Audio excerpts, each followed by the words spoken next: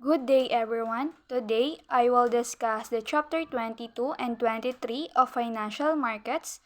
So chapter 22 is all about finance company operations. So here are the learning objectives. First, describe the main types of finance companies. Second is identify the main sources and uses of finance company funds. Third is identify the factors that determine the values of finance companies. Fourth is to describe how finance companies are exposed to various forms of risk. And lastly is explain how finance companies interact with other financial institutions. Finance companies provide short and intermediate term credit to consumers and small businesses. So ang mga finance company ay nagbibigay ng panandalian or katamtamang credit sa mga mamimili at maliliit na negosyo. Tinutulungan nila yung mga tao na makakuha ng pera para sa kanilang mga pangangailangan at para mapalago ang kanilang negosyo. Although other financial institutions ay nagbibigay ng serbisyong ito, only finance companies lamang ang dalubhasa dito. Finance companies are commonly classified into different types according to the specific services that they offer. Some finance companies could fit in every category because they offer all types of services. First is consumer finance companies. It provides financing for customers of retail stores or wholesalers. They act as a bridge between retailers or wholesalers and their customers, offering yung mga financing options that make large purchases more manageable. Nagpo-provide sila ng loans or credit lines to consumers so they can buy goods from these businesses, allowing customers to spread out the cost over time. Second is business finance companies. It offers loans to small businesses.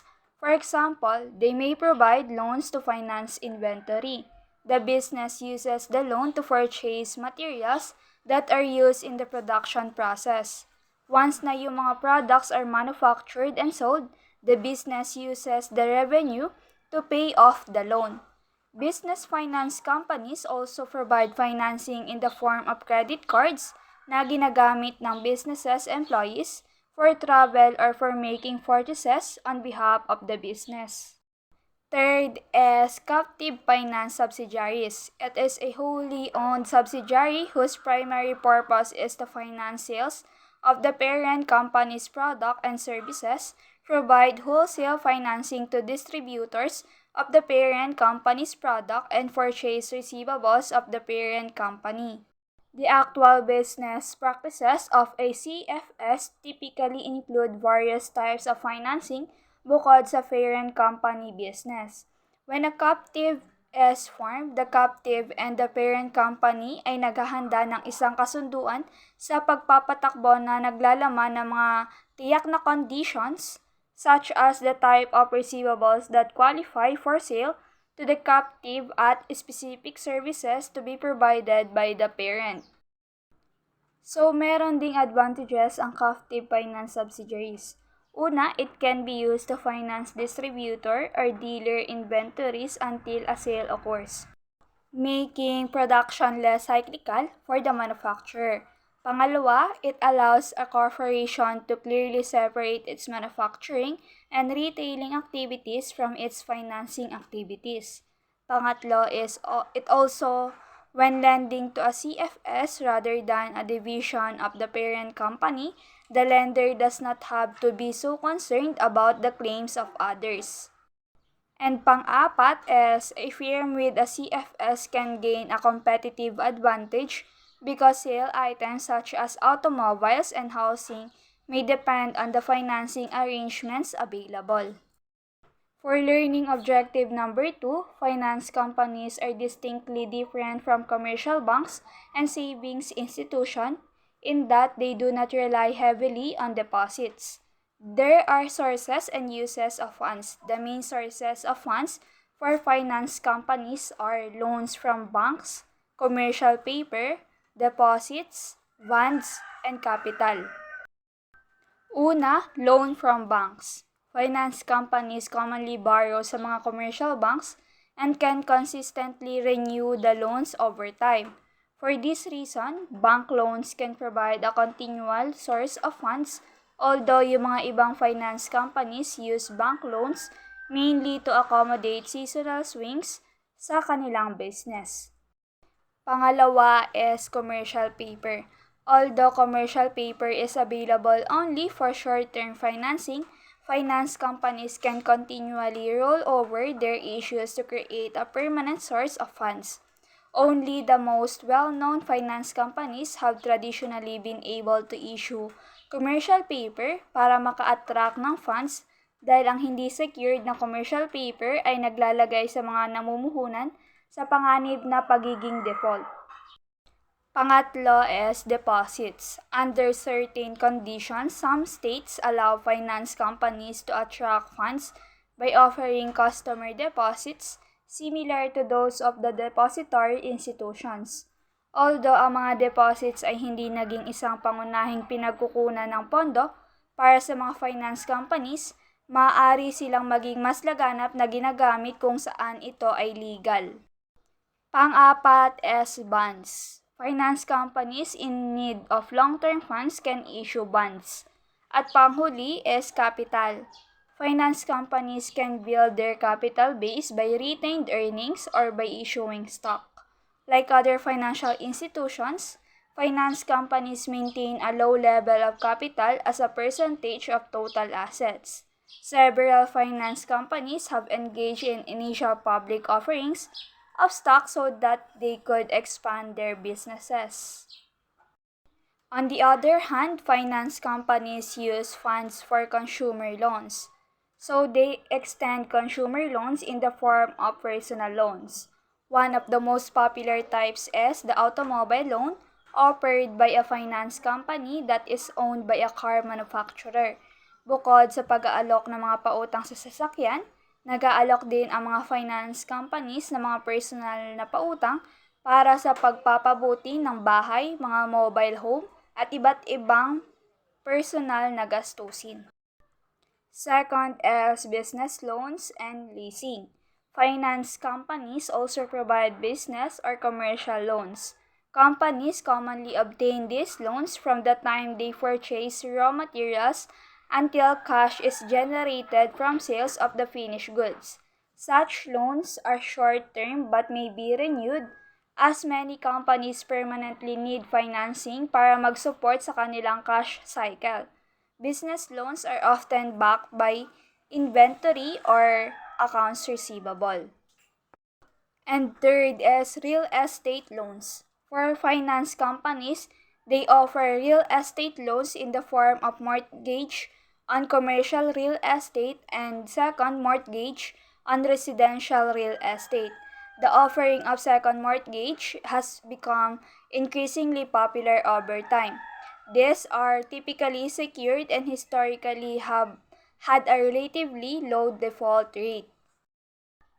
For learning objective number 3, finance companies or consumer finance units that are part of a financial conglomerate are commonly valued by their managers to monitor progress over time or by other financial institutions that are considering an acquisition.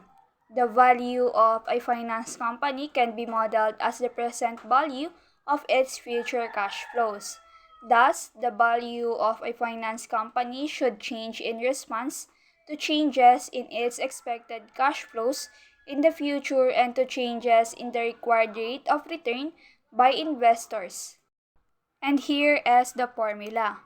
For the change in a finance company's expected cash flows may be modeled as the formula in the slide, where Econ is the economic growth, RF is the risk-free interest rate, Indus is the industry conditions such as regulatory constraints, and Manab is the abilities of the finance company's management.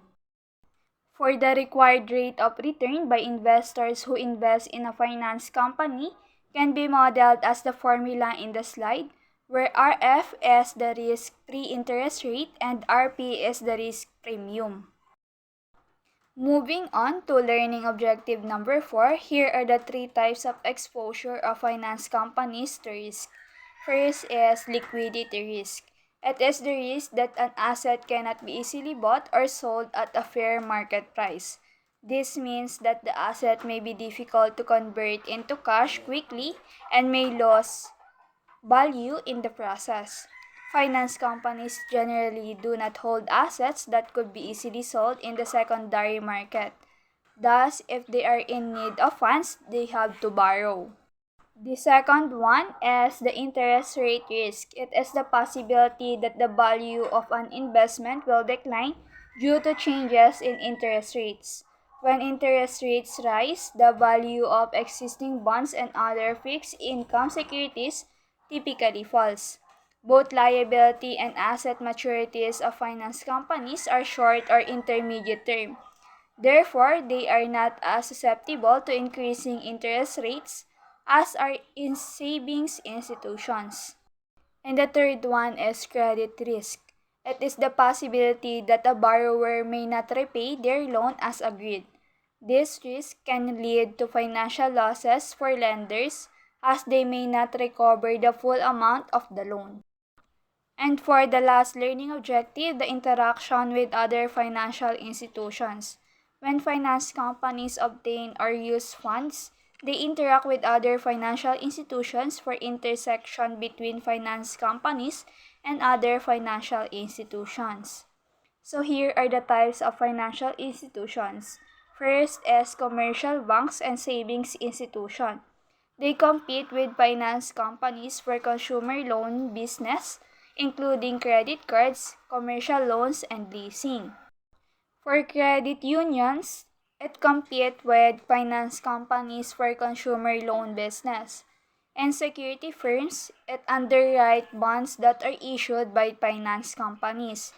For pension funds, it competes with insurance subsidiaries of finance companies that manage pension plans.